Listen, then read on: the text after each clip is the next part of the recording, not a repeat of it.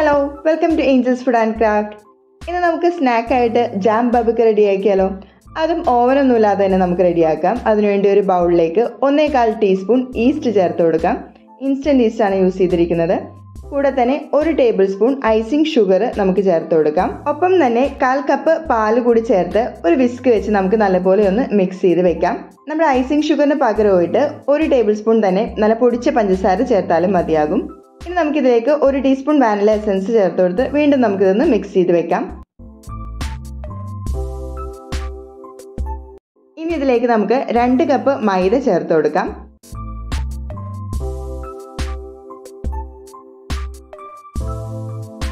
കൂടെ തന്നെ നമുക്ക് ഒരു നുള്ളു ഉപ്പ് കൂടി ഇതിലേക്ക് ചേർത്ത് കൊടുക്കാം. എന്നിട്ട് ആദ്യം നമുക്കൊരു സ്പാറ്റുല വെച്ച് നല്ലപോലെ ഒന്ന് മിക്സ് ചെയ്തെടുക്കാം. എന്നിട്ട് നമുക്ക് കൈകൊണ്ട് നല്ലപോലെ ഇതൊന്ന് മിക്സ് ചെയ്ത് ചേർക്കാം.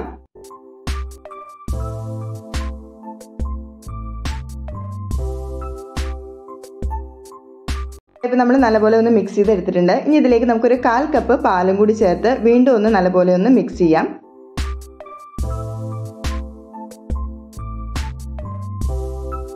വീണ്ടും നമ്മളൊരു 1/4 കപ്പ് പാലും കൂടി ചേർത്ത് നല്ലപോലെ ഇതൊന്ന് മിക്സ് ചെയ്തെടുക്കാം.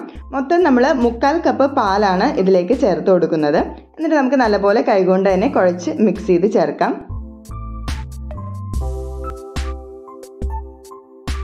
ഇങ്ങനെ കൈകൊണ്ട് നല്ലപോലെ മിക്സ് ചെയ്ത് നമുക്കൊരു മാവ് പരുവത്തിൽ ഇതൊന്ന് റെഡിയാക്കി എടുക്കാം. ഇങ്ങനെ മിക്സ് ചെയ്തതിലേക്ക് 2 ടേബിൾ സ്പൂൺ അൺസോൾട്ടഡ് ആയിട്ടുള്ള ബട്ടർ നമുക്ക് ചേർത്ത് കൊടുക്കാം. റൂം ടെമ്പറേച്ചറിലുള്ള ബട്ടർ വേണം നമ്മൾ ചേർക്കാനായിട്ട്. ഞാൻ ചേർത്ത് കൊടുത്തപ്പോൾ കുറച്ചും കൂടി ഒന്ന് സോഫ്റ്റ് ആവാനായിട്ട് ഉണ്ടായിരുന്നു. അതുകൊണ്ട് തന്നെ കുറച്ചൊരു ബുദ്ധിമുട്ടുണ്ടായിരുന്നു ഇതൊന്ന് കുഴച്ച് ചേർക്കാനായിട്ട്. അപ്പോൾ ശ്രദ്ധിക്കേണ്ട കാര്യം, നമ്മൾ ബട്ടർ എടുക്കുമ്പോൾ റൂം ടെമ്പറേച്ചറിൽ വെച്ച് നല്ലപോലെ മെൽറ്റ് ചെയ്തതിന് ശേഷം എടുക്കുക. ഇതായിപ്പോൾ നമ്മുടെ ബട്ടറൊക്കെ നല്ലപോലെ മിക്സായി നല്ലപോലെ സെറ്റായി വന്നിട്ടുണ്ട്. ഇങ്ങനെ ബട്ടർ ചേർത്തതിന് ശേഷം ഒരു 5 മിനിറ്റ് നമുക്ക് നല്ലപോലെ ഒന്ന് കുഴച്ചെടുക്കാം. ഇതായിപ്പോൾ നമ്മൾ നല്ലപോലെ കുഴച്ചെടുത്തിട്ടുണ്ട്. ഇനി ബൗളിൽ നമ്മൾ ഫുള്ളായിട്ടൊന്ന് ബട്ടർ ഒന്ന് ഗ്രീസ് ചെയ്തിട്ടുണ്ട്. ഇതിലേക്ക് നമ്മുടെ മാവ് വെച്ച് കൊടുക്കാം.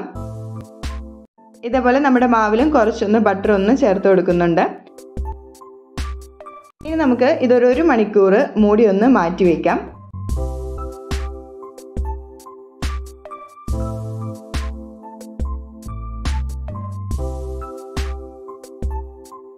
ഒരു മണിക്കൂറിന് ശേഷം നമ്മുടെ മാവൊക്കെ നല്ലപോലെ പൊങ്ങി വന്നിട്ടുണ്ട്.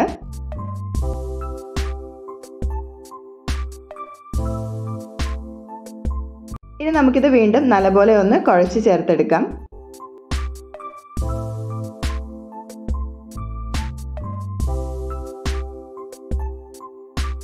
ഇനി നമുക്ക് കൗണ്ടർ ടോപ്പിലിട്ട് ഇതൊന്ന് പരത്തിയെടുക്കണം. അപ്പോൾ കുറച്ച് മൈദ ഇതേപോലെ ഒന്ന് സ്പ്രെഡ് ചെയ്ത് കൊടുക്കുന്നുണ്ട്. ഇനി നമുക്ക് മാവ് വെച്ച് ഇതൊന്ന് പരത്തിയെടുക്കാം. ആദ്യം നമ്മൾ കൈകൊണ്ട് തന്നെ ജസ്റ്റ് ഒന്ന് പരത്തി കൊടുക്കാം. എന്നിട്ട് നമുക്കൊരു ചപ്പാത്തി റോളർ വെച്ച് നല്ലപോലെ ഇതൊന്ന് പരത്തിയെടുക്കാം.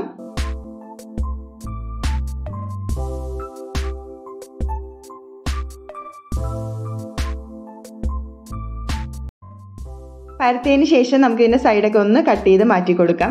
ഇനി നമ്മൾ ഇതിലേക്ക് ജാമാണ് സ്പ്രെഡ് ചെയ്ത് കൊടുക്കുന്നത്. അപ്പോൾ ജാം ഒരു ബൗളിലേക്ക് എടുത്തിട്ട് നല്ലപോലെ ഒന്ന് ബീറ്റ് ചെയ്തെടുത്തതാണ്. എന്നിട്ട് നമുക്ക് ഇതിലേക്ക് ഒന്ന് സ്പ്രെഡ് ചെയ്ത് കൊടുക്കാം. നമുക്ക് ഈ ജാം ഇതേപോലെ ഫുള്ളായിട്ടൊന്ന് സ്പ്രെഡ് ചെയ്ത് കൊടുക്കാം. ഇങ്ങനെ ജാം ഫുള്ളായിട്ടൊന്ന് സ്പ്രെഡ് ചെയ്തിട്ട് നമുക്കിത് പതിയെ ഒന്ന് റോൾ ചെയ്തെടുക്കാം.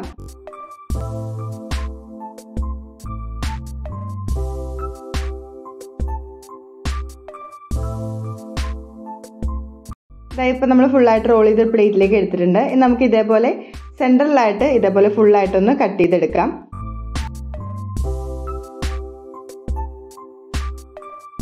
ഇങ്ങനെ കട്ട് ചെയ്തെടുത്തത് നമുക്കൊരു 6 ആക്ക് രീതിയിലൊന്ന് റോൾ ചെയ്തെടുക്കാം.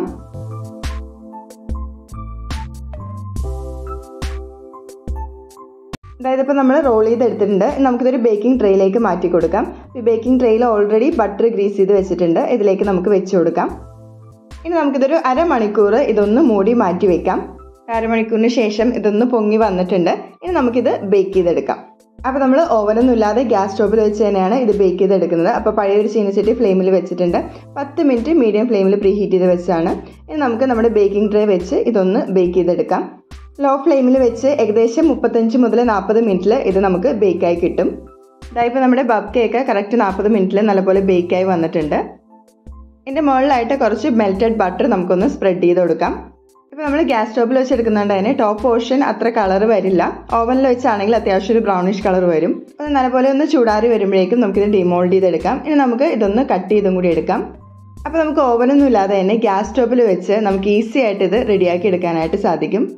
അപ്പോൾ ഈ ജാം ബക്ക് റെസിപ്പി എല്ലാവരും തന്നെ തീർച്ചയായും ട്രൈ ചെയ്ത് നോക്കുക. നല്ല അടിപൊളി ടേസ്റ്റ് ആണ്. അപ്പോൾ അടുത്തൊരു റെസിപ്പി ആയിട്ട് കാണുന്നവരേക്കും ബൈ. Thanks for watching.